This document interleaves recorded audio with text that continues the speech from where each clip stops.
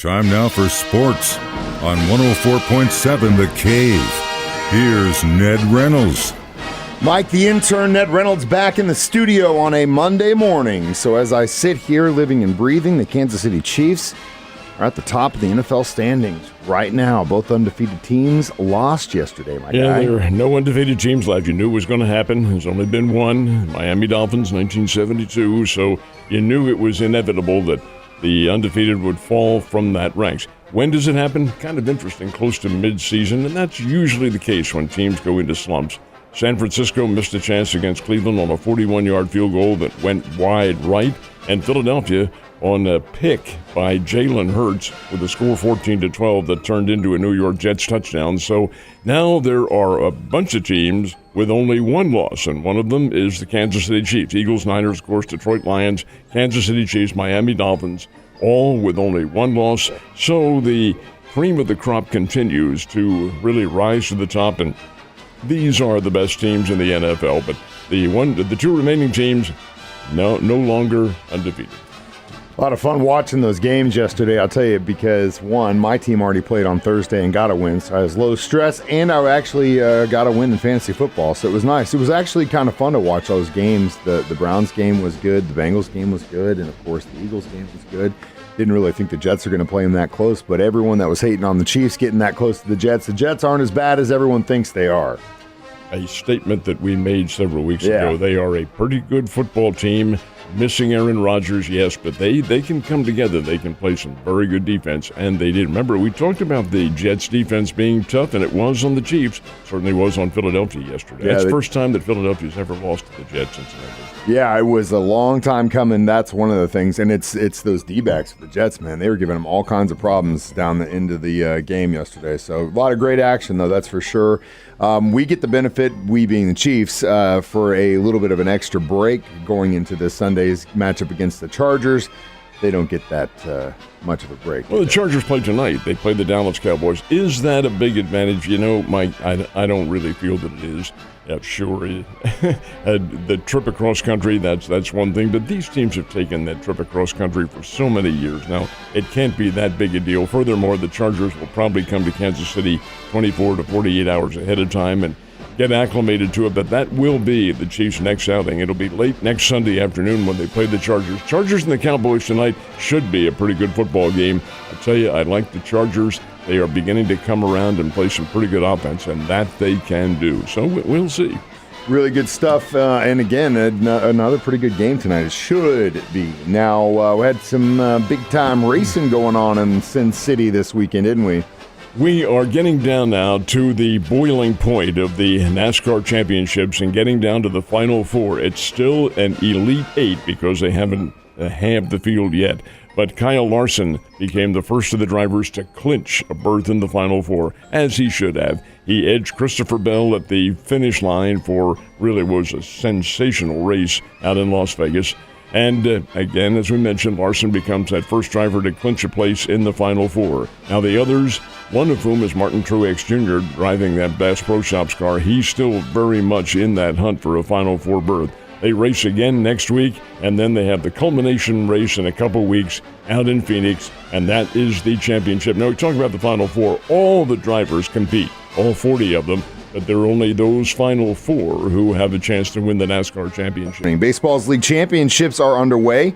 We had some games last night. Who are the leaders right now? Well, tell you, we talked about undefeated teams earlier. The Texas Rangers are undefeated. They have not lost in the playoffs, and that continued last night, knocked off the Houston Astros 2-0. That is the first game in the American League Championship Series. So it's the Texas Rangers who take a 1-0 lead. They're playing those games, or that game, that first two of them, in Houston. The next three will be in Dallas, where the Texas Rangers play their home games, then back to Houston again. Now, the National League begins tonight. Philadelphia and Arizona, they open up tonight in Philly, but Game 2 of the Astros-Rangers game is this afternoon. So they will play. That's all so they can stagger the schedule and get the World Series started on October the 27th. It's interesting the way they do this because it's all based on TV and time off. But right now, the Texas Rangers lead Houston 1-0. Going into the weekend, I thought probably the best game to watch was going to be that Oregon-Washington game on Saturday, and man, that was a lot of fun to watch. 36-33, the Washington Huskies pulled it out in the end. It was a terrific game. As far as our local teams are concerned, Missouri was behind Kentucky 14-0, and then toward the end of the first half, they faked a punt. Luke Bauer faked a punt, threw a touchdown pass to Marcus Johnson, and that turned the tide, and Missouri came on to knock off Kentucky 38-21. That's a big win for the Tigers, and now they'll host South Carolina coming up this Saturday. South Carolina's good, but they're beatable, and I wouldn't be surprised to see Missouri favored in that one. Missouri State, a win that they had to get. The Bears pounded Western Illinois 48-7. Western Illinois is not very good. And matter of fact, this is their last game in the the Missouri Valley Conference last season. They're going to the Ohio Valley next year. Jordan Pachot, Jacardier Wright all had very big games. Nice win for the Bears, who are home for homecoming next Saturday, and they'll play Murray State out of Murray, Kentucky, and that's a very winnable game for the Bears. Missouri State can play. Evangel remains undefeated, knocked off Bethany over in Lindsborg, Kansas, 34-11. Evangel remains unbeaten. They're a pretty good team. How good, we'll find out. They're in a new conference this year. Kansas College Athletic Conference, and they don't know these opponents, and the opponents don't know them.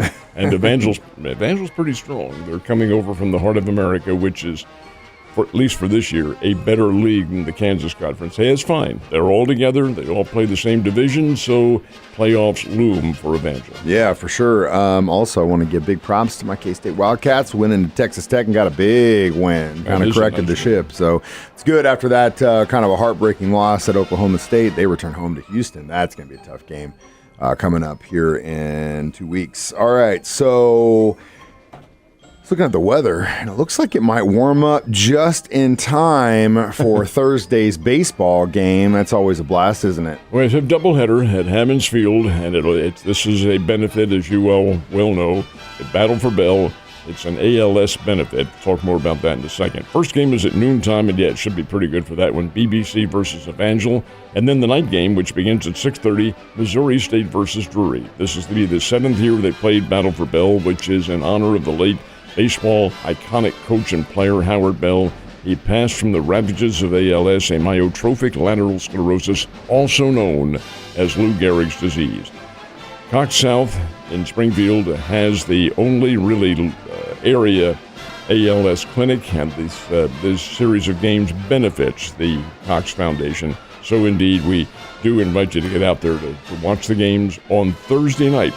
Now, Thursday afternoon and Thursday night, it's a doubleheader. First game, BBC Evangel, that's at noon. Second game, Missouri State and Drury, that's at 6:30. Both great baseball games and both very good powers. Always a lot of fun to watch in person, and remember, it's for a great cause. Ned, you have a great Monday, and I'll see you tomorrow.